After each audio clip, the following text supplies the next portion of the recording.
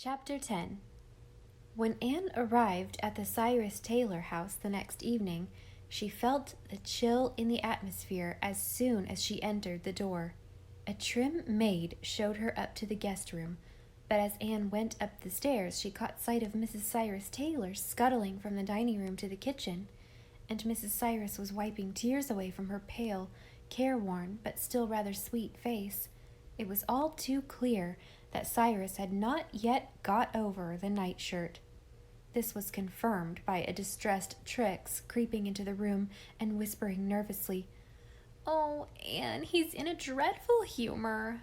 He seemed pretty amiable this morning, and our hopes rose, but Hugh Pringle beat him at a game of checkers this afternoon, and Papa can't bear to lose a checker game.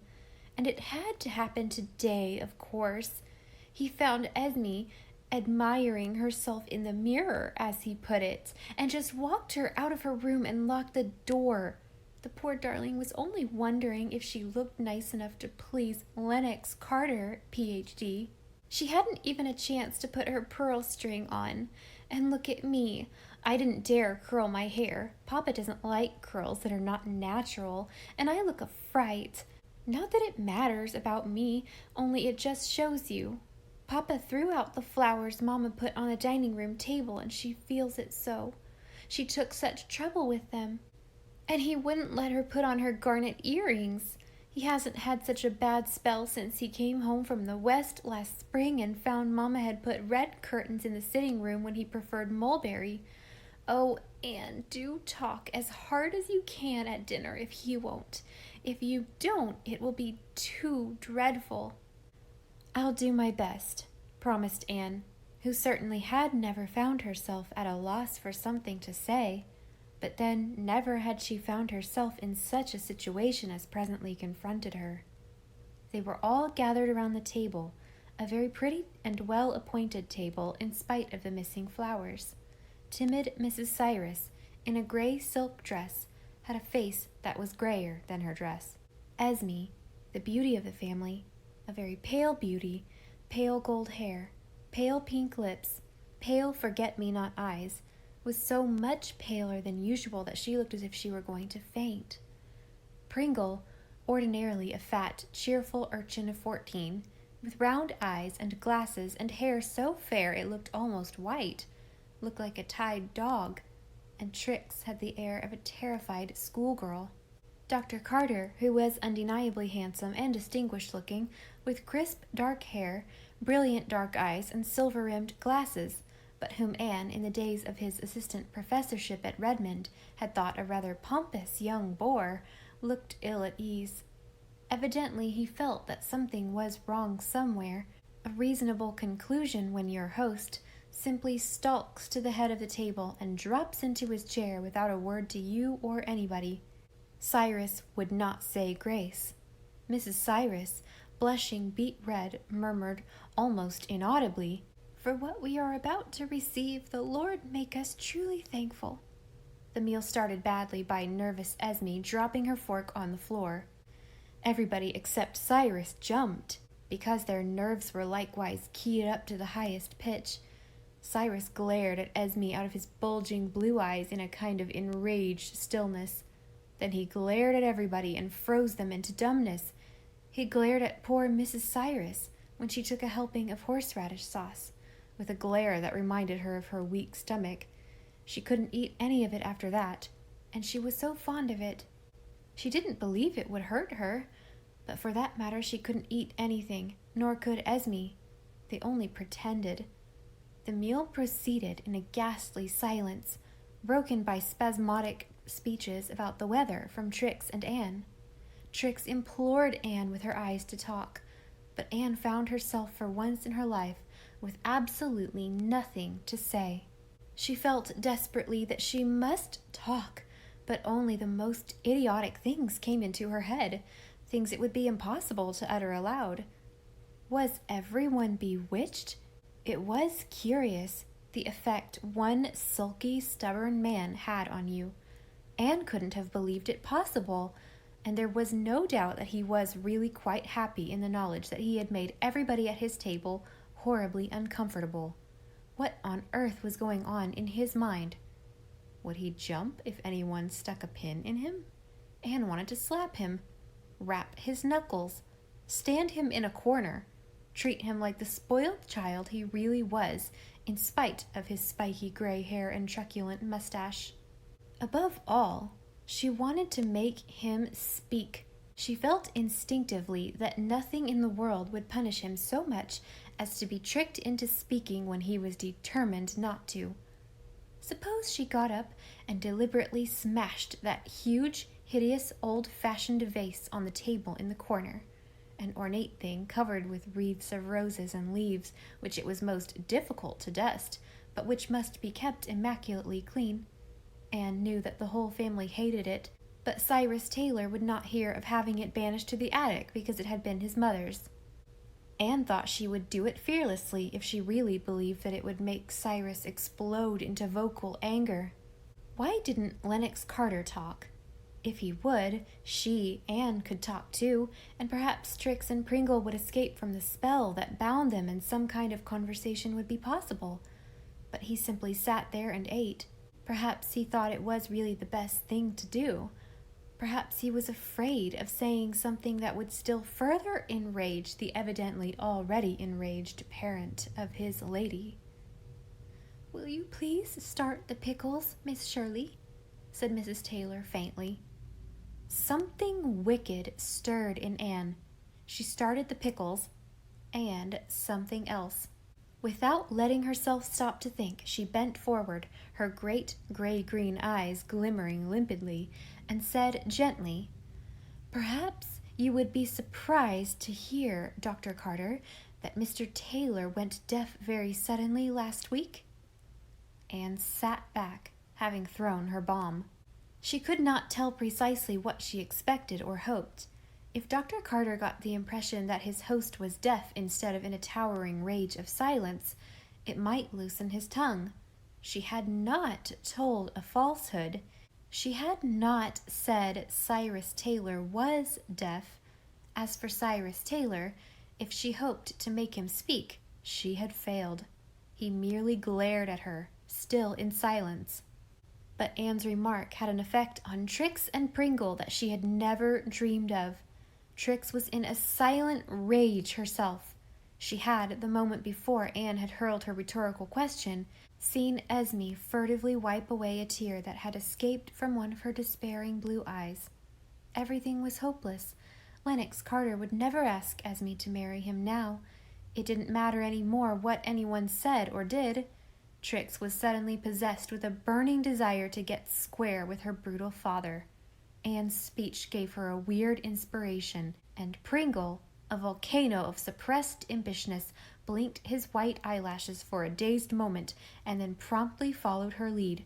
Never, as long as they might live, would Anne, Esme, or Mrs. Cyrus forget the dreadful quarter of an hour that followed. "Such an affliction for poor papa," said Trix, addressing Dr. Carter across the table, "and him only 68. Two little white dents appeared at the corners of Cyrus Taylor's nostrils when he heard his age advanced 6 years, but he remained silent. "It's such a treat to have a decent meal," said Pringle, clearly and distinctly.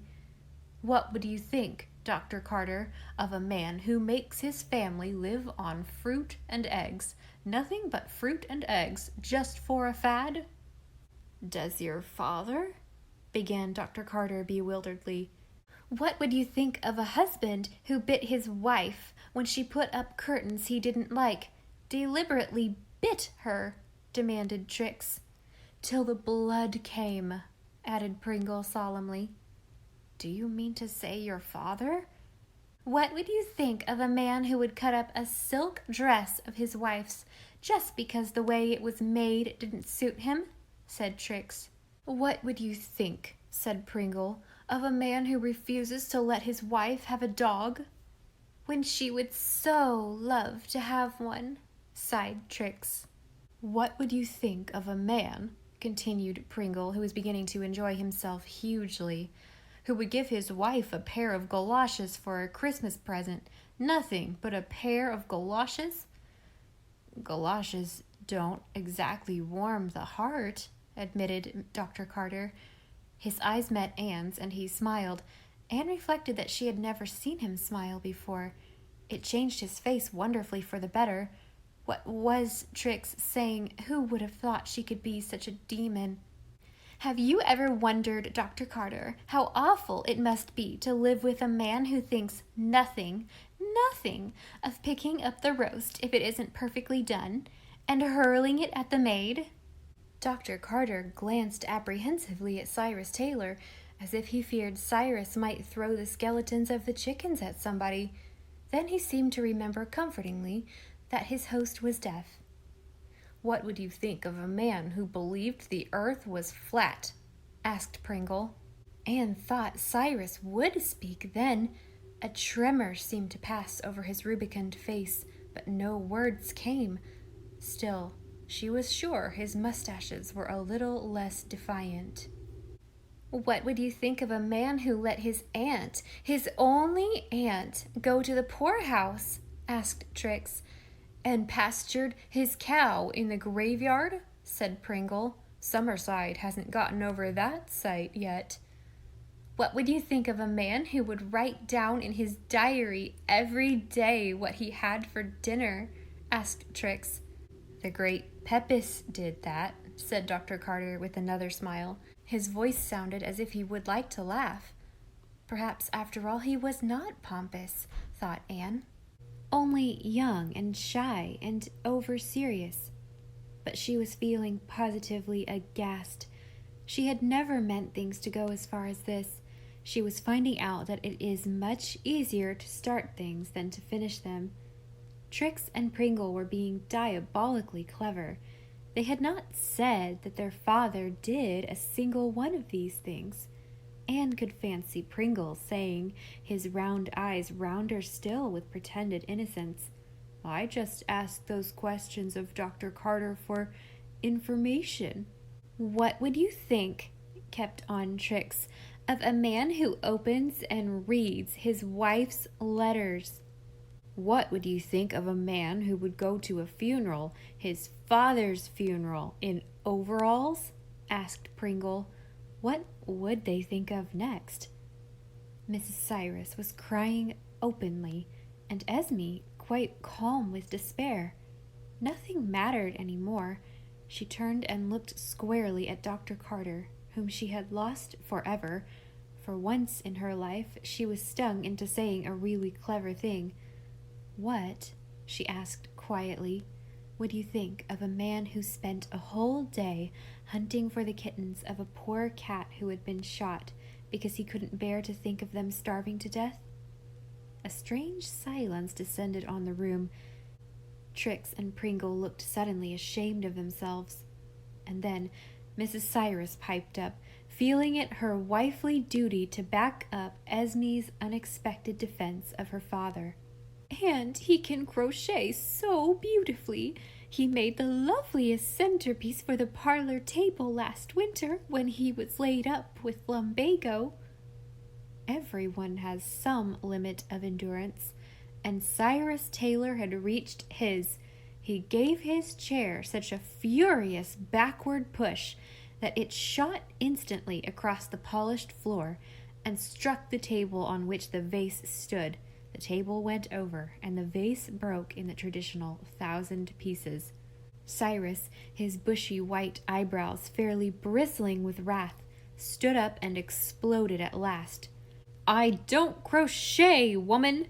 Is one contemptible doily going to blast a man's reputation forever? I was so bad with that blamed lumbago I didn't know what I was doing. And I'm deaf, am I, Miss Shirley? I'm deaf?" "She didn't say you were, Papa," cried Trix, who was never afraid of her father when his temper was vocal. "Oh, no, she didn't say it. None of you said anything. You didn't say I was 68 when I'm only 62, did you? You didn't say I wouldn't let your mother have a dog? Good Lord, woman, you can have 40,000 dogs if you want to, and you know it. When did I ever deny you anything you wanted? When?" "Never, Papa, never," sobbed Mrs. Cyrus brokenly. "And I never wanted a dog. I never even thought of wanting a dog, Papa." "When did I open your letters? When have I ever kept a diary? A diary? When did I ever wear overalls to anybody's funeral? When did I pasture a cow in the graveyard? What aunt of mine is in the poorhouse? Did I ever throw a roast at anybody? Did I ever make you live on fruit and eggs?" "Never, Papa, never," wept Mrs. Cyrus. "You've always been a good provider, the best." "Didn't you tell me you wanted galoshes last Christmas?" "Yes, oh yes, of course I did, Papa, and my feet have been so nice and warm all winter." "Well then," Cyrus threw a triumphant glance around the room. His eyes encountered Anne's. Suddenly the unexpected happened. Cyrus chuckled. His cheeks actually dimpled. Those dimples worked a miracle with his whole expression. He brought his chair back to the table and sat down. "I've got a very bad habit of sulking, Dr. Carter. Everyone has some bad habit. That's mine. The only one—" Come, Mama, stop crying.